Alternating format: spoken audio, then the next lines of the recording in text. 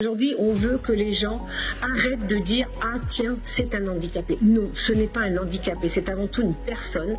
Et c'est une personne qui est porteuse d'un handicap. On vit en société, c'est important de prendre soin les uns des autres. Ça fait 1 an et demi qu'on travaille dessus. Tout a commencé le jour où Henriette Camia a demandé à me rencontrer en tant qu'élue et présidente de la commission santé et de la solidarité pour me faire part en fait de leurs problématiques, de leur quotidien, me présenter également leur association puisque la fédération représente 27 associations. Qui mieux que des personnes handicapées connaissent les vraies problématiques des personnes handicapées, et c'est pour ça que ces travaux, il était important que ça soit fait de concert avec cette fédération et avec ces associations. On a remis au centre des préoccupations la personne reconnue handicapée. C'est passé avant tout par une modification toute simple finalement, textuelle, puisqu'on veut faire changer les mentalités. Pour vous donner un exemple concret, on a modernisé les différentes cartes, on rend obligatoire effectivement l'affichage de la priorité pour les personnes reconnues handicapées dans tous les établissements recevant du public.